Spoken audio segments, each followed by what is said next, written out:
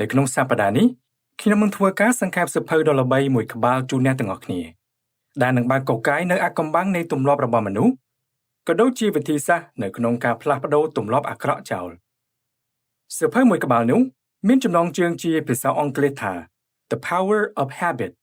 ដែលមានអត្ថន័យជាភាសាខ្មែរថាអំណាចនៃទម្លាប់និពន្ធដោយអ្នកកាសែតជនជាតិអាមេរិកដ៏ល្បីមួយរូបគឺលោក Charles Duhigg ហើយសូម្បីតែអ្នកនិពន្ធដ៏ល្បីឈ្មោះមួយរូបគឺលោក Jim Collins ក៏បានស្ងើចសរសើរចំពោះស្នាដៃនិពន្ធរបស់លោក Charles Duhigg រូបនេះផងដែរដោយលោកបាននិយាយថានេះគឺជាសៀវភៅដែលគ្រប់គ្នាមិនគួរមើលរំលងឡើយប្រសិនបើចង់ស្វែងយល់ឲ្យបានស៊ីជម្រៅអំពីទម្លាប់និងចង់ផ្លាស់ប្រែទម្លាប់មិនល្អចោលហើយបង្កើតទម្លាប់ថ្មីដែលល្អនិងជាទម្លាប់ដែលនាំមកនូវភាពរីកចម្រើនដល់ជីវិតនោះតើអ្វីទៅគឺជាទម្លាប់មានអត្ថបទស្រាវជ្រាវមួយដែលបានចេញផ្សាយដោយសាកលវិទ្យាល័យ Duke នៅសហរដ្ឋអាមេរិកបានបង្ហាញថាពី40ទៅ95%នៃសកម្មភាពដែលយើងធ្វើក្នុងថ្ងៃនីមួយៗគឺមិនបានកើតឡើងដោយឆ្លងកាត់ការសម្រេចចិត្តនោះទេប៉ុន្តែវាបានប្រព្រឹត្តទៅក្នុងរូបភាពជាទម្លាប់ដែលយើងបានបង្កើតម្ដងបន្តិចអស់រយៈកាលដ៏យូរមកហើយទៅវិញមនុស្សភាគច្រើនគិតថាមនុស្សយើងគ្រប់រូបគឺមានអំណាចក្នុងការគ្រប់គ្រងលើសកម្មភាពនានាដែលយើងធ្វើនិយាយបែបនេះអាចនឹងត្រឹមត្រូវបានមួយផ្នែកមិនត្រឹមត្រូវទាំងស្រុងនោះទេពីព្រោះថាអ្នកដែលនៅពីក្រោយខ្នងយើងនឹងមានអំណាចគ្រប់គ្រងសកម្មភាពប្រព្រឹត្តរបស់យើងពិតប្រាកដនោះគឺទម្លាប់ទៅវិញទេប៉ុន្តែសូមកុំបារម្ភអីខ្ញុំមានដំណឹងល្អមួយមកប្រាប់អ្នកទាំងអស់គ្នាគឺថាយើងអាចកែប្រែផ្លាស់ប្ដូរទម្លាប់ណាដែលមិនល្អទម្លាប់ដែលមិននាំឲ្យយើងរីកចម្រើននៅក្នុងជីវិតចោលបានហើយអ្វីដែលយើងត្រូវការនោះគឺត្រឹមតែពេលវេលានិងការខិតខំប្រឹងប្រែងតែប៉ុណ្ណោះអស់រយៈកាលជាង30ឆ្នាំមកហើយអ្នកស្រាវជ្រាវជាច្រើនបានប៉ុនប៉ងធ្វើការសិក្សាស្រាវជ្រាវយ៉ាងស៊ីជម្រៅដើម្បីស្វែងយល់ឲ្យបានច្បាស់លាស់ថាតើទម្លាប់របស់មនុស្សត្រូវបានបង្កើតឡើងដោយរបៀបណាហើយវាមានដំណើរប្រព្រឹត្តទៅយ៉ាងដូចម្តេចហើយធ្វើយ៉ាងណាទើបយើងអាចផ្លាស់ប្ដូរឬកែប្រែទម្លាប់អាក្រក់ទាំងនោះចោលបានលោក Charles Duhigg អ្នកនិពន្ធសៀវភៅនេះក៏កើតមានចម្ងល់ដូចគ្នានេះដែរហើយដោយសារតែការរក្សាចិត្តចង់ស្វែងយល់ស៊ីជម្រៅពីទម្លាប់នេះគាត់បានតាមដានសង្កេតមើលការហ្វឹកហាត់យ៉ាងទៀងទាត់តាមម៉ោងពេលនិងការគោរពតាមវិន័យយ៉ាងម៉ឺងម៉ាត់មិនរយៈ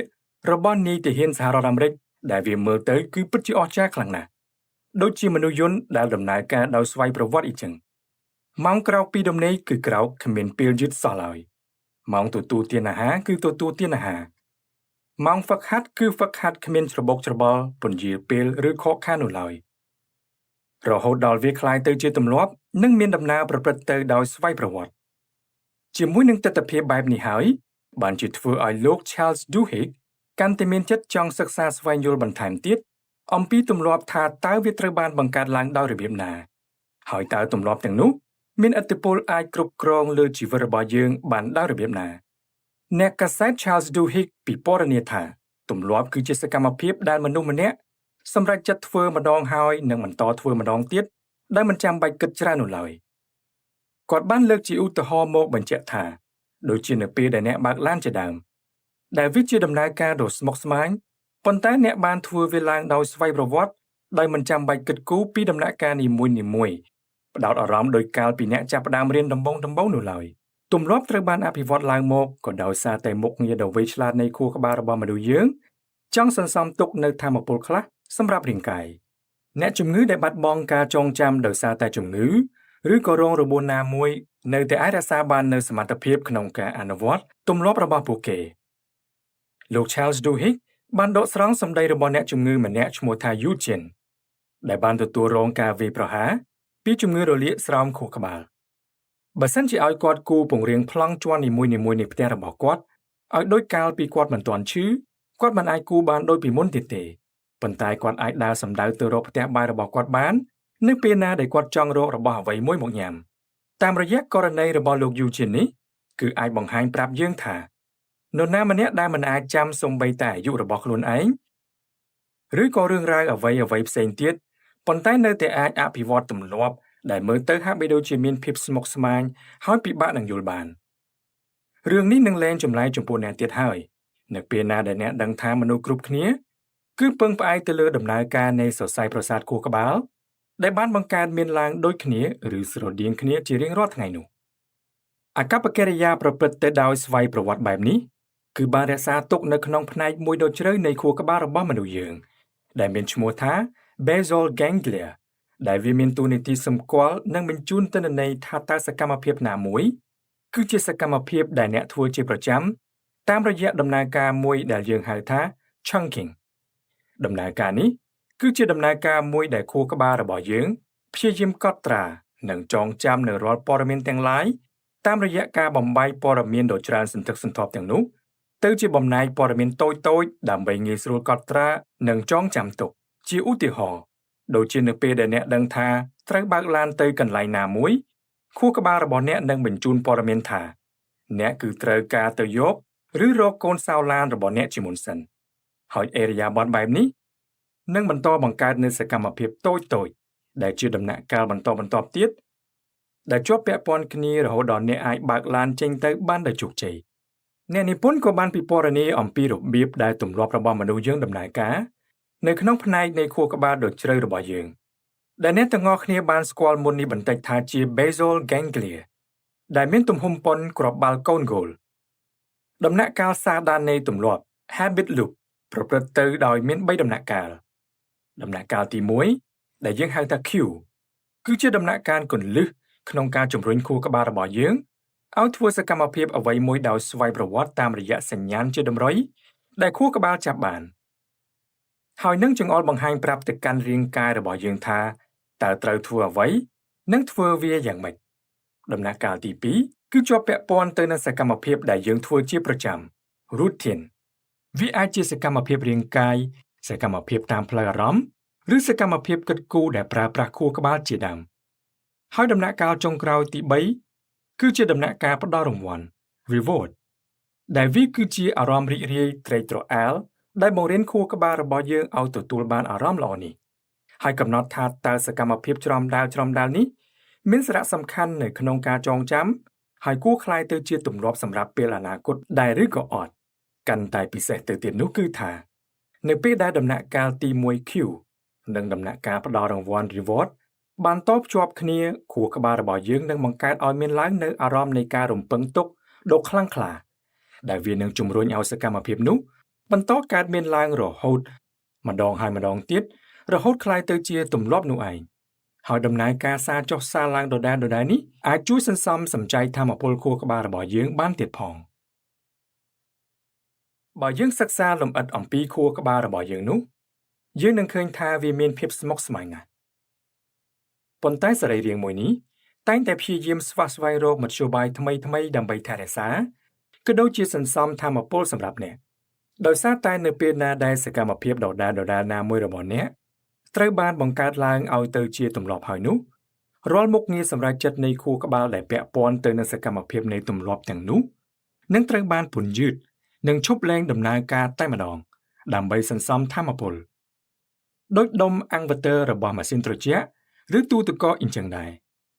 មុខងារមួយនេះនៃខួរក្បាលរបស់យើងពិតជាអស្ចារ្យខ្លាំងណាស់មែនទេអ្នកនិពន្ធក៏បានលើកជាឧទាហរណ៍មួយថាអ្នកគឺជាម្ដាយមួយរូបកំពុងបើកឡានជាមួយនឹងកូនតូចតាមផ្លូវចេញពីកន្លែងធ្វើការមកផ្ទះហើយស្រាប់តែពេលនោះកូនរបស់អ្នកស្រែកប្រាប់ថាឃ្លានហើយអ្នកក៏មានអារម្មណ៍ថាដូចជាអស់កម្លាំងណាស់ដែរថ្ងៃនេះហើយរកនឹកមិនឃើញសោះថាតើនឹងត្រូវចម្អិនអ្វីសម្រាប់អាហារពេលល្ងាចថ្ងៃនេះសម្រាប់គ្រួសារប៉ុន្តែចៃដន្យអីអ្នកបានមើលឃើញមានហាង McDonald មួយនៅក្បែរនោះហើយអ្នកគិតថាអាយ៉ាលឿនហើយធូរថ្លៃទៀត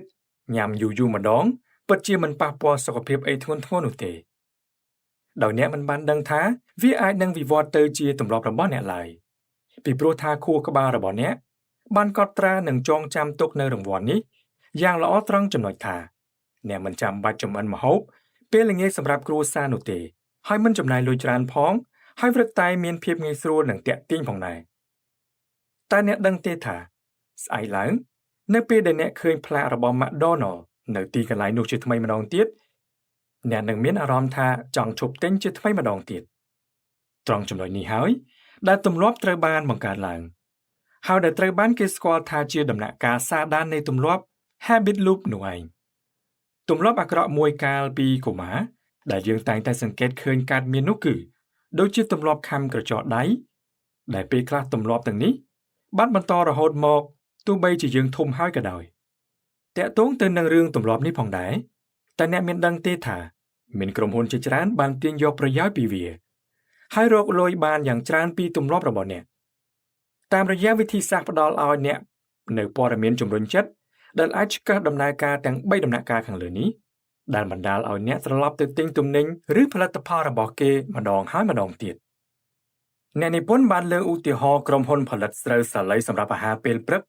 Quaker Oats ដែលបានផ្សព្វផ្សាយជាមួយនឹងការអះអាងថានឹងអាចផ្ដល់ថាមពលពេញលេញដល់អ្នកបានរហូតដល់ទៅ24ម៉ោងជាមួយនឹងឃ្លាជំរុញចិត្តមួយថាវាគឺជាជម្រើសដ៏ល្អសម្រាប់អាហារពេលព្រឹករបស់អ្នកតែនេះគឺសុទ្ធតែជាយុទ្ធសាស្ត្រទាក់ទាញចិត្តនិងអារម្មណ៍របស់អ្នកដែលវាសុទ្ធតែអាចវិវត្តទៅជាទម្លាប់នៃជម្រើសក្នុងការជាវផលិតផលរបស់អ្នក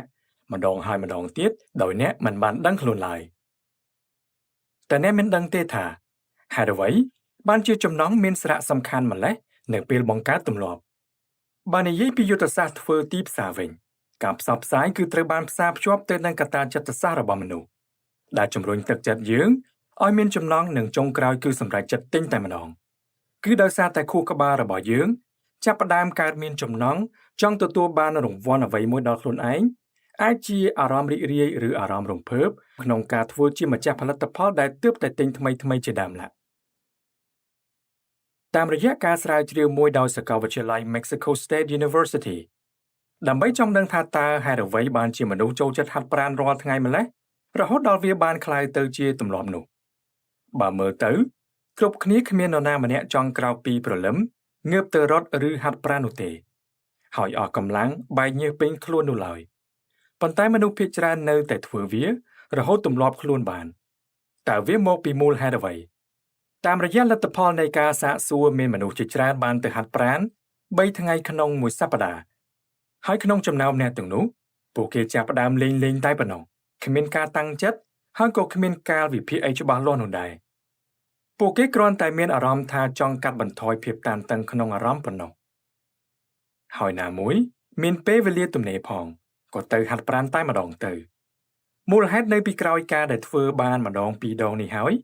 មិនចង់ឈប់នោះគឺថាដោយសារតែខួរក្បាលរបស់យើងមានទាមទារចង់បានរង្វាន់នៃអារម្មណ៍ស្រស់ស្រាយរីករាយគឺមកពីរាងកាយរបស់យើងបានបញ្ចេញសារធាតុមួយយ៉ាងដែលមានឈ្មោះថា endorphin នៅពេលដែលយើងធ្វើលំហាត់ប្រាណនោះឯងដែលបណ្ដាលឲ្យយើងមានអារម្មណ៍រីករាយស្រស់ស្រាយហើយខួរក្បាលក៏ទទួលរងឥទ្ធិពលនៃរង្វាន់មួយនេះហើយចងចាំទុកបើតាមលទ្ធផលស្រាវជ្រាវដដែលខាងលើនេះមានរហូតដល់ទៅ 92% ដែលបានបន្តការហាត់ប្រាណរបស់ពួកគេរហូតដល់ក្លាយទៅជាទម្លាប់នេះក៏មកតែអំពីអារម្មណ៍រីករាយស្រស់ស្រាយដែលពួកគេទទួលបាននៅពេលហាត់ប្រាណនោះនៅក្នុងយុទ្ធសាស្ត្រទីផ្សារការបណ្ដុះនៅចំណងដល់អតិថិជនគឺជាកត្តាជំរុញឲ្យកើតមាននៅទម្លាប់ទិញផលិតផលម្ដងហើយម្ដងទៀតពីសំណាក់អតិថិជនប៉ុន្តែវាក៏ត្រូវការនៅសញ្ញាណជាលទ្ធផលណាមួយផងដែរឧទាហរណ៍ដូចជាយុទ្ធសាស្ត្រទីផ្សារដែលក្រុមហ៊ុនថ្នាំដុសធ្មេញបានប្រើភាគច្រើនគឺបន្ថែមអារម្មណ៍រំញោចដល់ខួរក្បាលរបស់យើងដោយបានភ្ជាប់មកជាមួយនៅពាក្យពេចន៍ដូចជាភ្លឺរលោងសចែងចាំងជាដើមដែលតួនាទីរបស់ថ្នាំដុសធ្មេញគឺគ្រាន់តែសម្អាតធ្មេញឲ្យបានស្អាតនិងការពារពីការពុកធ្មេញយ៉ាងមានប្រសិទ្ធភាពទៅគឺគ្រប់គ្រាន់ទៅហើយមិនចាំបាច់សភ្លឺរលោងចែងចាំងអីនោះទេប៉ុន្តែវាត្រូវបានបូកបញ្ចូលដើម្បីបន្ថែមអារម្មណ៍និងជំរុញខួរក្បាលរបស់អ្នកឲ្យយល់និងជឿថាវានឹងមានប្រសិទ្ធភាពបែបនោះយុទ្ធសាស្ត្រនេះគឺត្រូវបានគេប្រើសម្រាប់ផលិតផលសាប៊ូកក់សក់ដូចគ្នាតាមពិតសាប៊ូនោះអាចជួយលាងសម្អាតស្បែកក្បាលនិងសក់របស់អ្នកទៅហើយប៉ុន្តែគេបានបន្ថែមដូចជាការផ្ដល់ជូននៅច្រាសសម្រាប់ម៉ាស្សាពេលកក់ជាដើមដែលអាចជួយឲ្យសាប៊ូបានជ្រាបចូលទៅក្នុងស្បែកក្បាលសម្រួលដល់ឫសសក់និងជំរុញឲ្យសក់ដុះលូតលាស់បានល្អខ្មៅរលើបរលោងយ៉ាងនេះឬយ៉ាងនោះអញ្ចឹងទៅដូច្នេះនៅពេលដែលយើងឃើញច្រាសដែលបិទភ្ជាប់ជាមួយនឹងដបសាប៊ូនោះវារឹតតែភ្ញួចអារម្មណ៍ឲ្យអ្នកថាវាពិតជាមានប្រសិទ្ធភាពអាចជួយបានយុទ្ធសាស្ត្របន្ថែមអារម្មណ៍ភ្ញួចបែបនេះនឹងរុញច្រានអ្នកឲ្យជឿនិងបង្កើតជាទម្លាប់ទិញម្ដងហើយម្ដងទៀតពីព្រោះតែអារម្មណ៍រំពឹងជឿជាក់ដែលខួរក្បាលបានថតទុកនោះឯងនេះគឺជាយុទ្ធសាស្ត្រទីផ្សារដោយប្រើចិត្តសាស្ត្រ តាមរយៈឧទាហរណ៍ទាំងពីរខាងលើនេះអំណាងដែលថាចំណងឬការរំពឹងទុកគឺពិតជាសំខាន់ខ្លាំងណាស់សម្រាប់ការឈានទៅបង្កើតទម្លាប់ណាមួយឡើងមកបានដូច្នេះប្រសិនបើអ្នកបានដឹងពីវិធីក្នុងការបង្កើតចំណងអ្វីមួយតាមរយៈសកម្មភាពនោះគឺអ្នកអាចបង្កើតទម្លាប់ថ្មីឯណានេះមួយបានយ៉ាងងាយស្រួលអ្នកមកតែជានឹងឆ្ងល់ហើយមែនទេថាហេតុអ្វីបានជាវាមានភាពងាយស្រួលក្នុងការផ្លាស់ប្ដូរទម្លាប់ចាស់ប៉ុន្តែបែរជាលំបាកក្នុងការបង្កើតទម្លាប់ថ្មីទៅវិញនិយាយទៅវាពិតជាងាយស្រួលក្នុងការផ្លាស់ប្ដូរទម្លាប់ចាស់ឬទម្លាប់អាក្រក់ដែលអ្នកមានជាងបង្កើតទម្លាប់មួយថ្មីទាំងស្រុងហេតុផលគឺថាដោយសារតែនៅក្នុងផ្នែកនៃខួរក្បាលដ៏ជ្រៅ basal ganglia របស់អ្នកបានផ្ទុកទៅដោយទិន្នន័យជាច្រើនទៅហើយពាក់ព័ន្ធទៅនឹងទម្លាប់ចាស់ទាំងនោះដោយសារវាបានឆ្លងកាត់រាល់ដំណាក់កាលទាំង3ខាងលើនេះរួចហើយសូមរំលឹកជាថ្មីម្ដងទៀតគឺដំណាក់កាល Q ដំណាក់កាល routine និងដំណាក់កាល reward ហើយអ្នកគ្រាន់តែត្រូវការផ្លាស់ប្ដូរផ្នែកជាក់លាក់ណាមួយប៉ុណ្ណោះមិនមែនចាប់ផ្ដើមឡើងពីដំណាក់កាលទី1ឡើងមកវិញនោះឡើយហើយបើការផ្លាស់ប្ដូរនោះមានដំណើរការស្រដៀងគ្នាទៀតវារឹតតែលឿនហើយនឹងងាយស្រួលថែមទៀតពីព្រោះមានទិន្នន័យជាច្រើនបានរក្សាទុកនៅទីនោះរួចរាល់អស់ហើយចង់និយាយថាអ្នកមិនបានលុបបំបាត់ទម្លាប់ចាស់នោះទេគឺអ្នកគ្រាន់តែផ្លាស់ប្ដូរវាតែប៉ុណ្ណោះដូច្នេះវាមិនលំបាកនោះទេក្នុងការផ្លាស់ប្ដូរទម្លាប់ចាស់ឬទម្លាប់អាក្រក់ចោលហើយប្ដូរវាទៅជាទម្លាប់ល្អវិញនោះមានន័យថាគឺអ្នកត្រូវប្ដូរនៅដំណាក់កាលទី2ចេញគឺជាដំណាក់កាលបង្កើតសកម្មភាពច្រំដែលគេឲ្យឈ្មោះថាដំណាក់កាល routine នោះឯងវិធីសាស្ត្រនេះត្រូវបានគេយកទៅអនុវត្តក្នុងការព្យាបាលមនុស្សដែលញៀនស្រាមនុស្សធាត់មនុស្សញៀនទៅនឹងល្បែងញៀនថ្នាំញៀនឬអ្វីមួយដែលពិបាកនឹងបញ្ឈប់បានជាដើមឬសូម្បីតែមនុស្សមានផ្លូវអារម្មណ៍ឬប្រព័ន្ធប្រសាទខុសប្រក្រតីផងដែរវិធីនេះគឺមានប្រសិទ្ធភាពខ្លាំងណាស់អ្នកនិពន្ធបានលើកឡើងពីករណីសិក្សាមួយរបស់ស្ត្រីម្នាក់ដែលមានទម្លាប់ខាំក្រចកដៃតាំងតែពីតូចរហូតដល់ពេញវ័យទៅហើយក៏នៅតែខាំក្រចកទៀតនាងត្រូវបានណែនាំឲ្យដាក់តាមខ្លួនជាប្រចាំនៅកាតមួយរាល់ពេលដែលនាងមានអារម្មណ៍ថាចង់ខាំក្រចកនាងត្រូវគូសសញ្ញាធីកមួយនៅក្នុងកាតនោះដើម្បីបង្ហាញប្រាប់ដល់ខ្លួននាងឲ្យមើលឃើញនៅចំនួនដងដែលបានខាំក្រចកនោះថាតើវាមានសភាពធ្ងន់ធ្ងរនិងញឹកញាប់ប៉ុណ្ណានេះគឺជាការព្យាបាលនៅដំណាក់កាលទី1 Finding Q ដែលជាដំណាក់កាលគន្លឹះក្នុងការជំរុញខួរក្បាលរបស់អ្នកឲ្យប្រព្រឹត្តនៅសកម្មភាពអ្វីមួយដោយស្វ័យប្រវត្តិដើម្បីឲ្យនាងយល់កាន់តែច្បាស់ថាវាគឺជាទម្លាប់មិនមែនជាអនុសម្បញ្ញញ្ញៈ subconscious របស់នាងនោះឡើយបន្ទាប់មកទៀតនាងត្រូវបានគេណែនាំថានៅពេលនាងមានអារម្មណ៍ថាចង់ខាំក្រចកដែលជាទម្លាប់មិនល្អរបស់នាងនោះសូមនាងផ្លាស់ប្ដូរសកម្មភាពរបស់នាងភ្លាមពីការខាំក្រចកទៅជាដាក់ដៃទៅក្នុងហៅប៉ៅឬអង្គុយលើដៃទាំងសងខាងដោយដាក់វាគៀបជាប់ពីក្រោមភ្លៅជាដើមដើម្បីអាចជួយបញ្ឈប់ទម្លាប់ខាំក្រចករបស់នាងការធ្វើដូច្នេះគឺដើម្បីសម្លាប់ទម្លាប់ចាស់ពិបាកនឹងកែមួយដោយចំនួនមកវិញនៅទម្លាប់ថ្មីមួយទៀតដែលមានលក្ខណៈស្រាលជាងមុនធ្វើដូចនេះបន្តិចម្ដងរហូតទាល់តែទម្លាប់នោះត្រូវបានបញ្ឈប់ដោយជោគជ័យតាមរយៈករណីសិក្សានេះដំណាក់កាលទី1គឺរក្សានៅដដែលប៉ុន្តែដំណាក់កាលទី2គឺបានផ្លាស់ប្ដូរសកម្មភាពប្រព្រឹត្តដដែលញយនោះឯងដើម្បីទទួលបាននូវរង្វាន់នៃអារម្មណ៍រីករាយដដែលដោយពីមុននេះចឹងឃើញទេចង់ផ្លាស់ប្ដូរទម្លាប់គឺផ្លាស់ប្ដូរតែដំណាក់កាលទី2នេះចោលទៅគឺរួចស្រេចបាត់ទៅហើយប៉ុន្តែវាគឺត្រូវការពេលវេលានិងការខិតខំប្រឹងប្រែងផងដែរទើបបានសម្រេចតែអ្នកដឹងទេថាទម្លាប់កាច់ម្រាមដៃ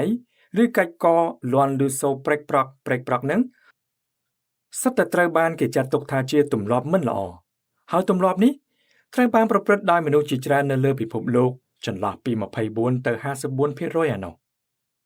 បើទោះបីជាមនុស្សមួយចំនួនយល់ថាទម្លាប់ភាគច្រើនដែលមនុស្សប្រព្រឹត្តគឺច្រើនតែជាទម្លាប់មិនល្អក៏ដោយប៉ុន្តែក៏មានទម្លាប់មួយចំនួនល្អដែរដែលទម្លាប់ល្អទាំងនោះអ្នកនិពន្ធបានដាក់ឈ្មោះថា chain reaction ហើយវាពិតជាមានឥទ្ធិពលក្នុងការជួយផ្លាស់ប្ដូរទម្លាប់ផ្សេងទៀត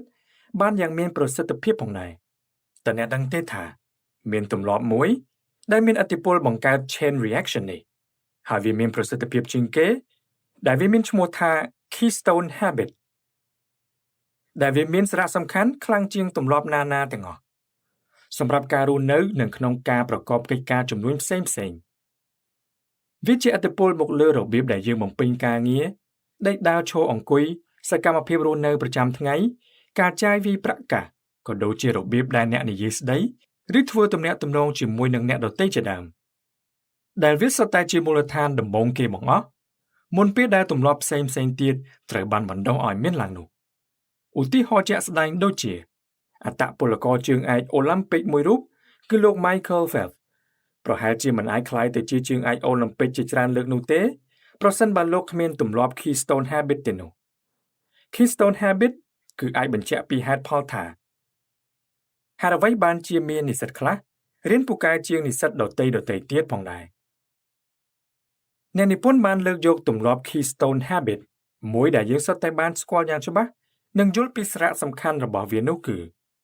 self discipline ដែលជាទម្លាប់មានវិន័យចំពោះខ្លួនឯងដូចជាទម្លាប់ទៅណាមកណាមិនយឺតហើយទៀងពេលទម្លាប់ប្រឹងប្រែងធ្វើការដោយយកចិត្តទុកដាក់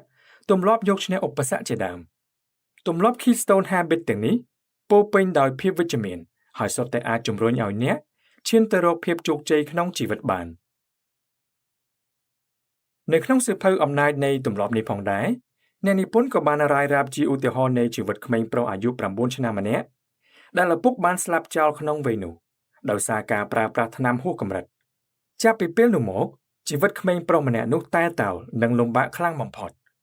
មុនពេលដែលគាត់អាចឈានទៅចាប់អាជីពជាអ្នកឆុងកាហ្វេរហូតដល់គាត់ក្លាយទៅជាអ្នកគ្រប់គ្រងហាងកាហ្វេ brand Starbucks ចំនួន2សាខាទៀតផងនិងមានបុគ្គលិកក្រៅបង្គាប់របស់គាត់រហូតដល់ទៅ40នាក់ឯណោះសមិទ្ធផលនេះគឺសុទ្ធតែកើតចេញពី Keystone Habit របស់គាត់ទាំងអស់គឺទម្លាប់ខិតខំប្រឹងប្រែងមិនបោះបង់និងការមានវិន័យចំពោះខ្លួនឯងតែអ្នកមានអ្នកឆ្ងល់អត់ថាហេតុអ្វីពាណិជ្ជកម្មនៅលើ Facebook ឆ្លាតម្ល៉េះពេលអ្នកចុចមើលអ្វីញឹកៗនោះវានឹងបញ្ជូនតែព័ត៌មានប្រភេទនោះមកកាន់អ្នកបើអ្នកចូលចិត្តលេងហ្គេមបៀពាណិជ្ជកម្មតាក់ទងទៅនឹងការលេងហ្គេមបៀនោះនឹងបញ្ជូនមកអ្នកជារៀងរាល់ថ្ងៃអូទៅណាក៏ឃើញតែហ្គេមបៀដែរមែនទេនេះគឺដោយសារតែ Facebook បានប្រើប្រព័ន្ធ algorithm ចងចាំទម្លាប់និងចំណង់ចំណូលចិត្តរបស់អ្នកនៅពេលអ្នកមានវត្តមាននៅលើប្រព័ន្ធអ៊ីនធឺណិតម្ដងឬនៅពេលដែលអ្នកចូលលេងបណ្ដាញសង្គមរបស់អ្នកនោះឯងប្រព័ន្ធនេះត្រូវបានប្រើប្រាស់ដោយក្រុមហ៊ុនធំៗជាច្រើនដើម្បីធ្វើទីផ្សារផលិតផលរបស់គេឲ្យត្រូវនឹងចំណង់ចំណូលចិត្តរបស់អ្នកដោយរំពឹងថាពេលណាមួយអាចបង្កើតចំណង់ដល់អ្នកដោយអាចធ្វើឲ្យអ្នកយកដៃទៅចុចទិញផលិតផលផ្សព្វផ្សាយរបស់គេនោះជាក់ជាមិនខានទម្លាប់ពិតជាមានឥទ្ធិពលដល់ការសម្រេចចិត្តទិញរបស់អ្នកឧទាហរណ៍ 5% នៃការសម្រេចចិត្តទិញដោយសារតែអតិថិជនបានមើលឃើញទំនិញណាមួយដែលបានដាក់បង្ហាញនៅក្នុងហាងដោយគ្មានគម្រោងថានឹងទិញជាមុននោះឡើយនៅក្នុងដំណាក់កាលនេះបើទោះបីជាសម្បញ្ញញ្ញៈផ្ដល់ទិន្នន័យមកថាកុំទិញអីសន្សំលុយទុកសិនទៅក៏ដោយក៏ទម្លាប់របស់អ្នកបានមានប្រៀបជាងនិងមានឥទ្ធិពលជាងការគិតសន្សំលុយនោះទៅហើយដូច្នេះទ្រាំមិនបានគឺត្រូវតែទិញក្រុមហ៊ុនធំៗដូចជា Amazon ក្រុមហ៊ុន HP ជាដើមឡាសុទ្ធតែប្រើយុទ្ធសាស្ត្រនេះដើម្បីតាមដានឥរិយាបថក្នុងការទិញរបស់អតិថិជនយើងត្រឡប់មកប្រធានបទយើងវិញទម្លាប់មានឥទ្ធិពលខ្លាំងបំផុតរហូតដល់អាចកំណត់ជោគវាសនារបស់ជីវិតយើងបានទៀតផងដូច្នេះសូមកុំមើលស្រាលទម្លាប់អវិជ្ជមានតូចៗដែលអ្នកប្រព្រឹត្តជាប្រចាំថ្ងៃឲ្យសោះអញ្ចឹងហើយបានជានៅក្នុងស្នាដៃនិពន្ធឲ្យកូនពីររូបគឺលោក Stephen Covey និង Sin Covey ដែលបាននិពន្ធសៀវភៅដ៏ល្បីអំពីទម្លាប់ទាំង7សម្រាប់យុវវ័យនិងមនុស្សធំមួយដ៏កក្រាស់ពិភពលោកមកទល់សប្តាហ៍ថ្ងៃនេះគាត់បានសរសេរថានៅពេលដែលអ្នកចាប់ផ្ដើមគិតមិនយូរទេអ្នកនឹងចាប់ផ្ដើមធ្វើវានៅពេលដែលអ្នកចាប់ផ្ដើមធ្វើវាម្ដងហើយម្ដងទៀតលើសពី21ថ្ងៃទៅវានឹងក្លាយទៅជាទម្លាប់មិនខានហើយបើទម្លាប់អ្នកនៅក្នុងទីនេះវិជ្ជមាននោះវាអាចជួយអ្នកខិតទៅរកភាពជោគជ័យក្នុងជីវិតប៉ុន្តែប្រសិនបើទម្លាប់របស់អ្នកនៅក្នុងទីនេះអវិជ្ជមានវិញវានឹងនាំអ្នកឲ្យទៅរកការបរាជ័យ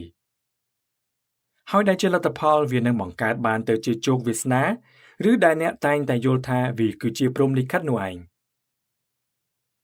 ដូច្នេះហើយ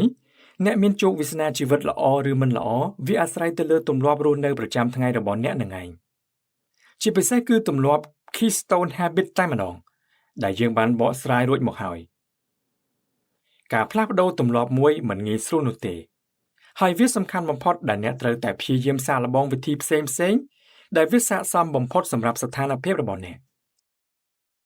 ហើយតាមរយៈសៀវភៅដែលយើងបានស្ដាប់ស្វែងយល់ជាមួយគ្នានៅក្នុងថ្ងៃនេះសង្ឃឹមថាអាចផ្ដល់ជាចម្លើយនិងជួយអ្នកឲ្យស្វែងយល់អំពីដំណើរការប្រព្រឹត្តទៅក៏ដូចជាវិធីសាស្ត្រនៅក្នុងការផ្លាស់ប្ដូរដូចជាយើងត្រូវផ្លាស់ប្ដូរនៅក្នុងដំណាក់កាលទី2ប្រសិនបើយើងចង់ផ្លាស់ប្ដូរទម្លាប់ណាមួយចោលក្នុងចំណោមដំណាក់កាលទាំង3ខាងលើនេះដែលយើងបានស្វែងយល់រួចមកហើយនោះទម្លាប់អាចមានប្រភេទផ្សេងៗគ្នាទៅតាមនិន្នាការនិងបែបផែននៃការរស់នៅរបស់យើងម្នាក់ៗប៉ុន្តែទោះជាយ៉ាងណាក៏ដោយប្រសិនបើអ្នកចង់ផ្លាស់ប្ដូរទម្លាប់ណាមួយនោះអ្នកត្រូវតែអនុវត្តតាមគ្រប់ដំណាក់កាលទាំង4ខាងក្រោមនេះ 1. ព្យាយាមសម្គាល់ឲ្យបាននូវសកម្មភាពដែលយើងធ្វើដដែលនោះដែលវាបង្កើតបានទៅជាទម្លាប់ 2. ព្យាយាមផ្លាស់ប្ដូរសកម្មភាពប្រព្រឹត្តដដែលនោះតាមរយៈការផ្ដល់នូវរង្វាន់នៃអារម្មណ៍រីករាយថ្មីដល់ខួរក្បាលក៏ដូចជារាងកាយឧទាហរណ៍ប្រសិនបើអ្នកចង់ផ្ដាច់បារីហើយយល់ថាទម្លាប់ជក់បារីច្រើនក្នុងមួយថ្ងៃរបស់អ្នកនេះគឺជាទម្លាប់អាក្រក់ដែលមិនអាចបញ្ឈប់បានអ្នកអាចសាកល្បងធ្វើលំហាត់ប្រាណឬហូបស្ករកៅស៊ូរាល់ពេលដែលអ្នកមានអារម្មណ៍ថាជូរមាត់ចង់ជក់បារីនោះតាមរយៈការហាត់ប្រាណវានឹងធ្វើឲ្យរាងកាយរបស់អ្នកបញ្ចេញសារធាតុ endorphin ដែលអាចផ្ដល់នូវរង្វាន់នៃអារម្មណ៍ស្រស់ស្រាយថ្មីដល់ខួរក្បាលនិងរាងកាយជំនួសឲ្យរង្វាន់នៃអារម្មណ៍រីករាយចាស់នៅពេលអ្នកជក់បារីនោះ 3. បន្តកាត់បន្ថយសកម្មភាពនៃទម្លាប់មិនល្អទាំងនោះជាប្រចាំឲ្យបានលើសពី21ថ្ងៃ 4. រៀបចំផែនការក៏ដូចជាពង្រឹងផ្លូវចិត្តរបស់អ្នកសូមស្រមៃដល់រូបភាពនៃលទ្ធផលដែលអ្នកនឹងទទួលបានការផ្លាស់ប្ដូរនៅលទ្ធផលក្នុងជីវិតដែលអ្នកនឹងទទួលបានប្រសិនបើទម្លាប់អាក្រក់ទាំងនោះត្រូវបានជួសជុលឬផ្លាស់ប្ដូរបានសម្រេចទាំងស្រុងនោះឧទាហរណ៍ដូចជាលទ្ធផលនៅក្នុងជីវិតមួយដែលអ្នកនឹងទទួលបានប្រសិនបើទម្លាប់អាក្រក់ទាំងនោះត្រូវបានជួសជុលឬផ្លាស់ប្ដូរបានសម្រេចទាំងស្រុងនោះតែអ្នកដឹងទេថាវាត្រូវការពេលសរុបប្រមាណ66ថ្ងៃដើម្បីផ្លាស់ប្ដូរទម្លាប់អាក្រក់មួយបានហើយជំនួសមកវិញដោយទម្លាប់ល្អថ្មីមួយ